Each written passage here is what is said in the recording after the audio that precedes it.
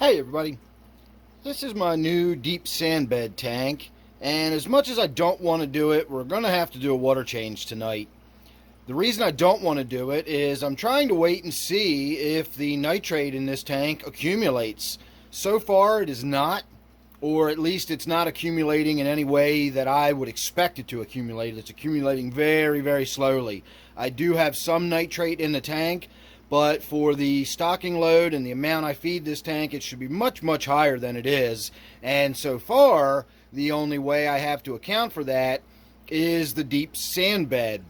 And so I want the experiment to continue, but at the same time, I really want to be able to see in the tank. The glass is getting kind of grungy, and that's no big deal. I could always wipe that down without doing a water change.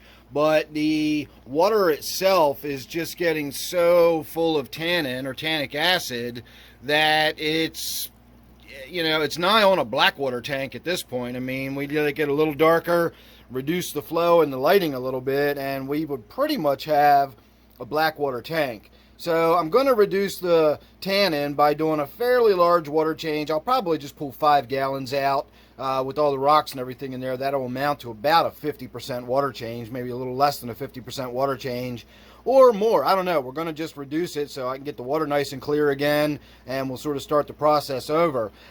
My problem was that I don't want to reduce the nitrate in the tank any more than I have to, because I want to keep an eye on what's going on with it. That's where it's sitting right now. I know it's kind of hard to tell on video, especially holding it up in midair like this, but that's at about between 10 and 20 parts per million. It's not a lot, but it is a noticeable, determinable amount. So we're going to call that somewhere between 10 and 20 parts per million. That's what's coming out of my tap right now. So my water system's up to snuff. I just put some fresh salt in it not long ago. It did a couple of backwash cycles, and now all of the nitrate that's in my groundwater is being removed again, and I'm down to under 5 parts per million in my tap water. So if I did a water change, I'd be reducing the tannin in the tank pretty significantly. This one, however, is my groundwater. That is water that is straight from the well. I bypassed my system. I've got a hose that I can run it out of. It's very cold, so I've got a couple of buckets of it sitting in the other room right now, and it's kind of coming up to room temperature.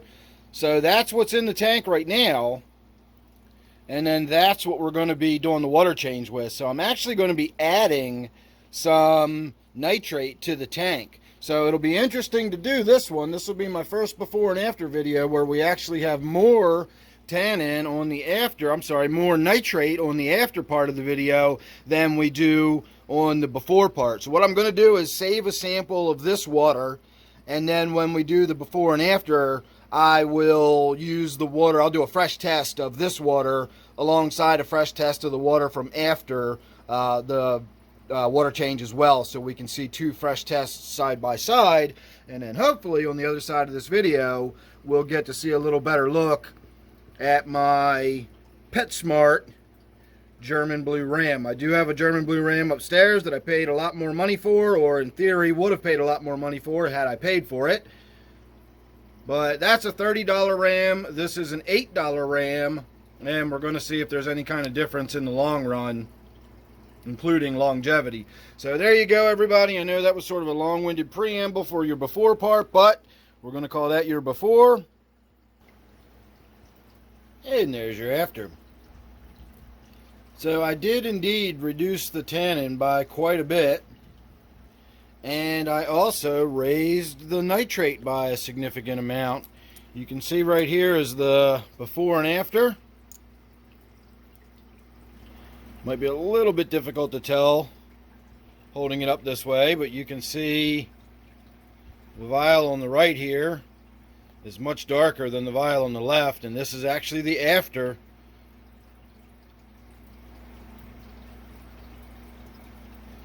So I actually increased the nitrate by doing a water change, and we did use a little bit of the tap water, but that was only to add some heat. I ran a little bit of hot water into the bucket that I was using to fill up the tank with my groundwater, because coming directly out of my well after it's been running for a few minutes, it is literally groundwater temperature, which is about 55 degrees more or less. and I've got a German blue ram in there, so 55-degree water in any kind of quantity is a little bit much. And some of my other tanks, like my native tank, I don't really have to worry about temperature shifts too much. The cold water fish don't necessarily need to live in cold water, but they can tolerate big shifts in temperature generally, and cold water being added to their tank doesn't bother them at all. Tropical fish, on the other hand, can't really handle huge swings in temperature, and doing a 50% or more water change with 55-degree water would be out of the question. So I did have to take one of the containers full of water, and I had to add some hot water to it and get the tank warmed up. But on that note, I do want to point out that this tank with the German blue ram in there is unheated. This tank is just going to operate at room temperature. I don't know what that room temperature is at the moment, and I don't have my thermometer. Yes, I do. Hang on, it's right here. So it's at 77.1 right now. The surface glass is a little warmer than that, so the temperature is probably still not fully back up to room temperature after the water change. It's only been about 45 minutes since I did it, and all I did was guesstimate on the temperature. So I might have brought the temperature in the tank down a degree or two, and now we're waiting for it to come back up. So the surface glass is at 78, and the surface water is, what did I say, 76, 77.1. So it's in the upper 70s, and that's fine. My tank right here is a little warmer. We got 81 degrees on this tank.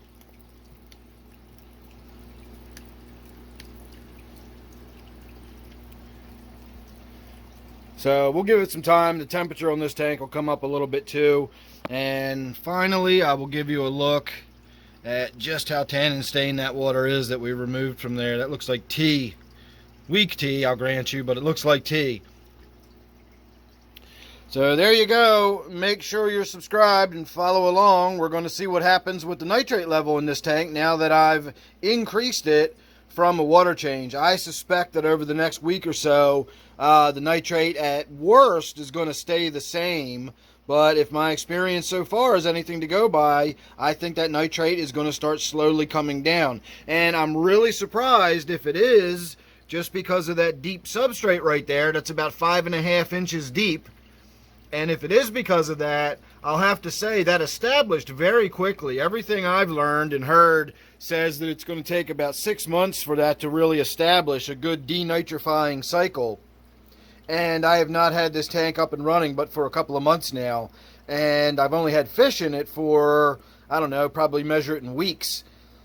And yet I already seem to be getting the denitrification going on. So I don't know, but I'm quite happy with the way this tank is turning out so far, and I really like the way it looks. So there you go. Once again, I'm going to say make sure you subscribe. You never know what you're going to get with me. Thanks for watching. Don't forget I do offer memberships now. You get some behind the scenes videos and stuff like that. You can do super thanks. And, of course, you check out my other channel, Dan's Outdoors and More. Hopefully this weekend we'll be getting out and doing some more kayaking video, so you can always check that out. So, all right, everybody, thanks for watching. I'll see you real soon in the next one.